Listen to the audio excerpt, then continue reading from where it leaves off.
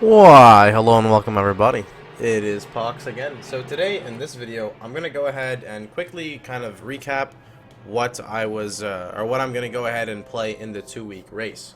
So I'm most likely going to be leaning towards my Blade Vortex character. It was kind of like a Mind Over Matter tank. It's not necessarily a tank, but it does very, very good as it is. Some other builds I want to touch up on and other things I may end up playing, like if I die I may potentially re-roll it. It's not likely, but there's a good chance that I will make a crit fire trapper, because I've already played a non-crit fire trapper and it was okay, but I feel that a crit trapper will be much more efficient, just not using Ellie Prolif and just going chance to ignite. The problem with that is fire trap does take time to ramp up, and because of that, it's going to hold you back quite a bit in the early game, probably a couple hours until you get set up. And the third one, which is a very strong pick, might actually be the strongest one out of all of them, is a champion lightning striker. I've already done this build as a Deadeye, got to 87, and it was phenomenal. I just felt I wasn't as tanky as I'd like to be. So I do drop quite a bit of damage, and I drop chain, but instead by going champion lightning strike, you are much more prone to surviving your own reflect and surviving against these invasion bosses. Blade Vortex is going to be pretty hard to fight, or hard to play, because of, invasion, warbands. I don't think any of those use lightning thorns, but that is a very big thing to think of.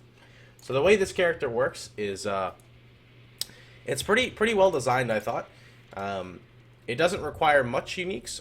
It does require them if you want to get the build going, but you don't actually have to have them. So the first thing is, we're Mind Over Matter, so we're not going to be running any reservations to our mana, but you can use a ring called Essence Worm, which allows you to insert a gem and use it as an aura. Well, basically use an aura, and it reserves no mana. However, the downside is anything else you reserve has a crap ton more reservation. So by putting in Hatred, you're basically sacrificing a ring for Hatred. But the thing is that by running Hatred on here, your mana goes up, which is effective life because you're Mind Over Matter. So this is infinitely best in slot. There's like nothing that can replace it. And that's kind of how that part works. The second thing is you can use a Pledge of Hands. You don't have to use a Pledge of Hands, but it makes the gearing process very easy. It gives me about, what, 700 mana? 800 mana? Pledge gives me about 800 mana. Which that alone 800 base mana gives me, what is that, 33 mana regen per second. So I get 33 mana regeneration per second from using my Pledge of Hands before Rallying Cry is activated and before Clarity is added if you're playing with a support or something. And Pledge of Hands is basically like having a shield, because the effective mana is effective life. The downside is you have to use a increased critical strikes gem, and your crit rate won't even be that high. It'll be like 55-60%, which is a decent amount. This character is a Scion, and by going Scion, you gain access to Berserker. What Berserker does is it grants you the leech you need to survive Reflect. It increases the damage taken, which kind of sucks, and it allows you to deal 10% more damage, which is just a global buff to damage. The Savage Hit you don't really look at. Savage Hit is 20% at least, or 20% of your maximum life. So it's kind of cool on bosses because you do get chunked pretty hard and you can sustain very well. So it's not bad to have. Now, Raider is really cool because you get 25% chance to avoid elemental status ailments, which is very good. That's like, say you get hit by Vol's laser and maze and it rolls a shock and you didn't actually get shocked, or you get hit by somebody and you get frozen. I mean, granted, as a better player, not saying myself, but in general, if you want to be a better player, you want to get ready and already be immune, but it's still not bad at all. 2% chance to dodge, whatever, free dodge. 10% chance to gain a frenzy charge on kill. This is hard to keep up when you're playing with a party, but naturally Blade Vortex is in the center of attention, so you're always going to kind of be in everything's face, and you have such quick increments of hits, you're pretty much going to get the kill unless you have someone using Calling Strike. Now, when you're at full Frenzy, you gain Onslaught. Note to self that Frenzy charges increase attack speed and cast speed. Onslaught gives you attack speed and cast speed. Attack speed is going to be very good for Leap Slam. Leap Slam is just linked with Fortify, so that kind of covers that. Your flasks are totally up to you, naturally, and Adziri's Promise is going to be one of the best things you can pick, simply because it gives you extra physical damage as Chaos, your Blade Vortex, which is a physical skill, and 15% of your elemental damage as Chaos, which, guess what, you have elemental damage. So I go from a whopping 16.5 to 20,000, although this will scale much more once I show you guys something else. And my character is 90, but 95 would be probably Force Shaper, which is a massive damage boost as well. So let's go ahead and get the character rolling. Oh, I was going to say, one of the flasks I'd highly recommend would be a Dodre's Elixir. You can see it's this little guy right here. What it does is it does a direct amount of chaos damage to your character, but instead, or what it does is it gives you one of every charge as well, which will also refresh your charges. So we saw that with the flask on, we were 20,000 damage, right? I'm going to go ahead and get that number a little bit higher to show you guys just a little bit higher of what we're working with here. So it looks like, is this where Vol is? I think Vol is going to be, even just walking, like the movement speed is pretty nice right now. This is with pretty much Onslaught on permanently, so.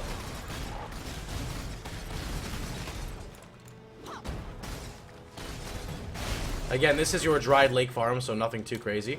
Alright, so we're currently at 27k. Now we're at 38k.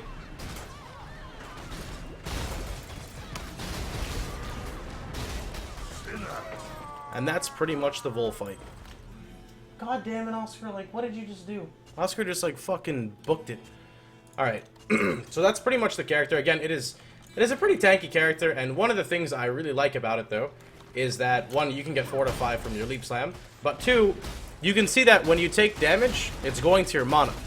So if I hit a Blade Vortex right now, you can see it leeching to my life.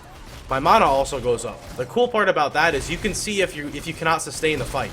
So, like, if you're fighting, say, like, Merveil, and she's, like, dropping her Hailstorm on you, your life is always going to be up because you're Vol-Packed, right? You're going to constantly leech.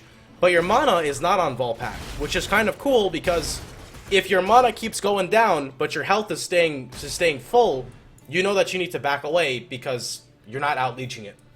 Your health might be leeching it, but if your mana is not leeching it, you're not fully leeching through it. So that pretty much covers that. I want to go ahead and explain one more thing about the character, and then I'll go ahead and go over a skill build for you guys. The last thing is the use of a cast when damage taken in the second 5-link. So you basically have Enfeeble, cast when damage taken, Curse on hit, Blade Vortex, and Power Charge on crit. Now you can do whatever you want with your second 5-link. This is kind of what I've just figured out to do with it. So that Dodre's Elixir that I explained earlier, it's really cool when you're priming up a fight on a boss. You know, like a lot of players like stacking up a bunch of Blade Vortexes really fast. Well, basically, since the Dodre's Flask, the Dodre's Elixir will refresh all your charges, it basically gives you another 8 to 12 seconds of doing as much damage as you can on a boss. And I'll give you a quick example of how that works really fast. I've explained this in a few of my other videos, but I figured I'll do a new one. So you can see my Frenzy charges up here, right? Well, once I tap my Dodre's, it'll all refresh. So check the power out. It refreshes, and you see a red Blade Vortex come out. The red Blade Vortex procs on cast when damage taken, except I don't have to rely on a monster to hit me to proc my Enfeeble Curse and my Assassin's, or my Curse on hit. Sorry, my Power Charge on crit. Because I can just pop my Flask, which hurts me, which procs cast when damage taken, which also generates me one of every charge, and it's defensive at the same time. So it's pretty cool. I like it. I think it's a very neat way to make use of a very inexpensive Flask. Alright, so let's go ahead and cover a skill build of this character really fast, and kind of what I would do with it. Of course, everything is really up to you, and it's your choice at how you want to play it. So I would personally start, at spell damage, move into Harrier. This is the first thing you get. Done. This jewel here, I would recommend, let me see if I can pull up the, let's see if I can pull up the unique jewels, just for quick leveling, because this is what I'm going to use.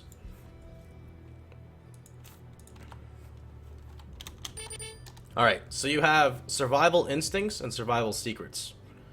So these jewels, you get in Act 2 of normal difficulty.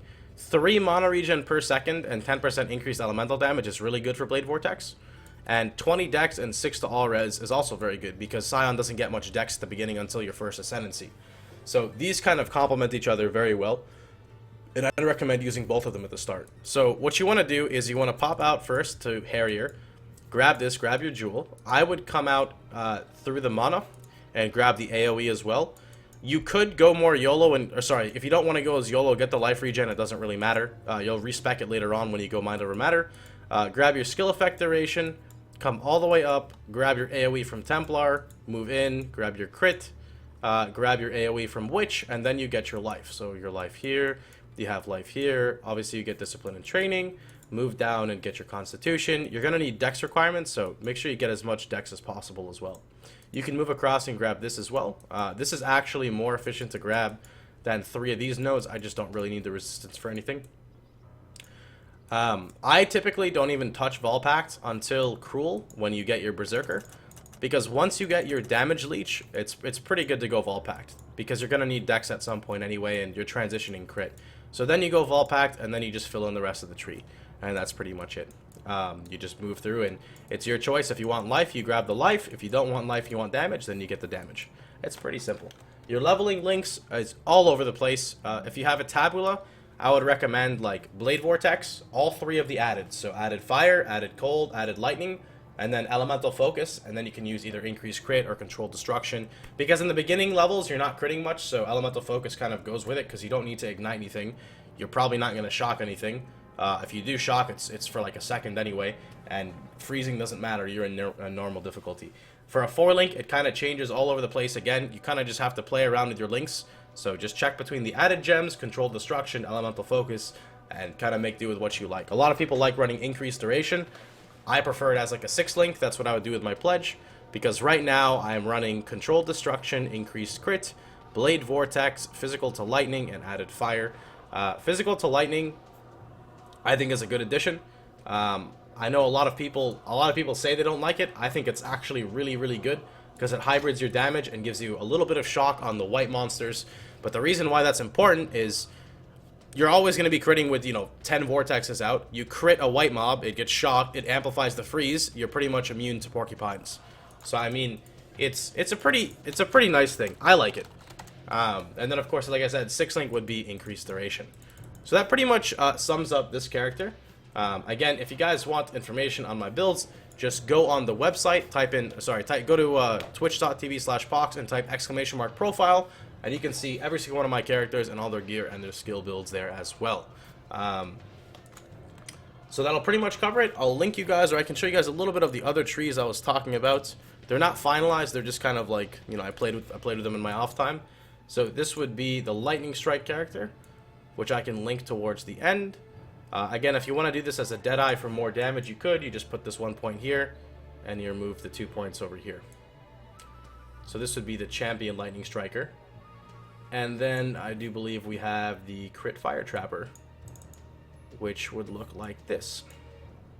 I would not recommend this character to anyone. It's kind of like one of my old builds where it literally takes no defenses. It's just hashtag YOLO Deeps, and that's about it. Anyway, I hope you guys enjoyed the video. If you have any questions, please feel free to below. If you have a question about bandits, just use your judgment. I'm proud of you guys. You guys can do it. You guys can figure out your bandits. You don't need my help for it. So, have a go on, boys. Remember, help Alira in normal. It's very important. Maximum mana is important for every single person. And good luck in the race, boys.